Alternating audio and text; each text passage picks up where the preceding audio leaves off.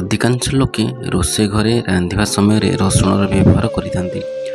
ଏହାର ବ୍ୟବହାରରେ ସ୍ୱାଦ ବଢ଼ିଥାଏ।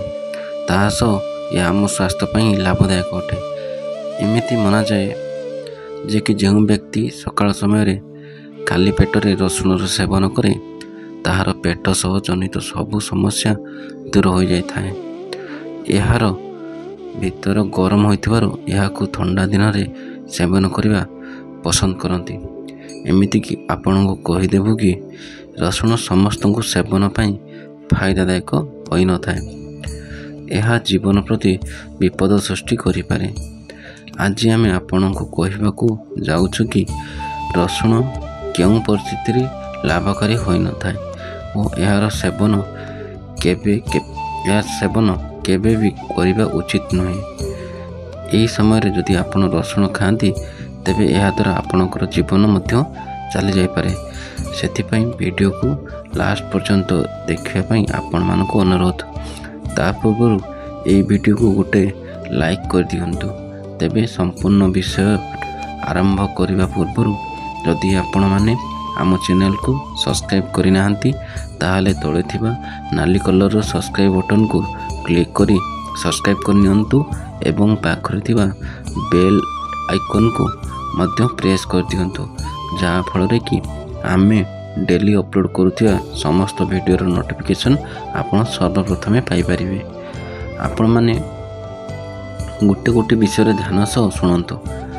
ପ୍ରଥମେ ହେଉଛି ଯେଉଁ ବ୍ୟକ୍ତି ରକ୍ତରେ ହିମୋଗ୍ଲୋବିନ୍ ପରିମାଣ କମ୍ ରହିଥାଏ ସେମାନେ ରସୁଣ ସେବନ କରିବା ଉଚିତ ନୁହେଁ, କାରଣ ଏହାର ଅଧିକ ସେବନ କରିବା ହେତୁ ଆପଣଙ୍କୁ ହିମୋଲାଇଟ୍ସ ନିମୋନିଆ ହୋଇପାରେ। ତେଣୁ ଏପରି ପରିସ୍ଥିତିରେ ଆପଣ ଅଧିକ ରସୁଣ ଖାଆନ୍ତୁ ନାହିଁ।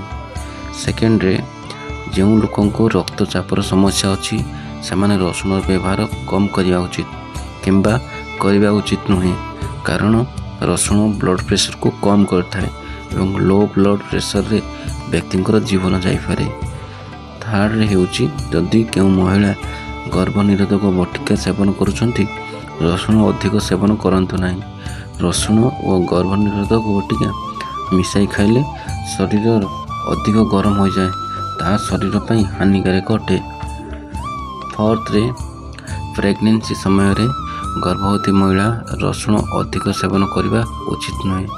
ଏହା ଅଧିକ ଗରମ ଜାତୀୟ ହୋଇଥିବାରୁ ଏହା ଗର୍ଭପାତ ସମୟରେ ବିପଦ ସୃଷ୍ଟି କରିଥାଏ। ଯଦି ଆପଣଙ୍କ ପାଖରେ କେହି ଏପରି ମହିଳା ଅଛନ୍ତି ତାଙ୍କୁ ଅବଶ୍ୟ ଏ ବିଷୟରେ ଜଣାନ୍ତୁ। ଫିଫ୍ଥରେ ହେଉଛି ଯଦି କେଉଁ ବ୍ୟକ୍ତିର ପଲ୍ସର ଭଳି କୌଣସି ସମସ୍ୟା ରହିଛି ତେବେ ରସୁଣ ସେବନ କରିବା ହାନିକାରକ ହୋଇଥାଏ। ଯଦି ଅଧିକ ରସୁଣ ସେବନ କରନ୍ତି ତେବେ ସମସ୍ୟା ଅଧିକ ବଢ଼ିପାରେ। ତେଣୁ ଏହି ବିଷୟରେ ଅଧିକ ଧ୍ୟାନ ଦେବା ଆବଶ୍ୟକ। ତେବେ ବନ୍ଧୁଗଣ, ଆଶା କରୁଛି ଭିଡ଼ିଓଟି ଭଲ ଲାଗିଥିବ। ଭିଡ଼ିଓ ଭଲ ଲାଗିଲେ ଲାଇକ୍ କରନ୍ତୁ, ଅନ୍ୟମାନଙ୍କ ସହ ସେୟାର କରନ୍ତୁ ଏବଂ ଆପଣ ମତାମତ କମେଣ୍ଟ ମାଧ୍ୟମରେ ଜଣାଇବାକୁ ଅନୁରୋଧ। ପୁଣି ଦେଖା ହେବ ଆଗାମୀ ଭିଡ଼ିଓରେ।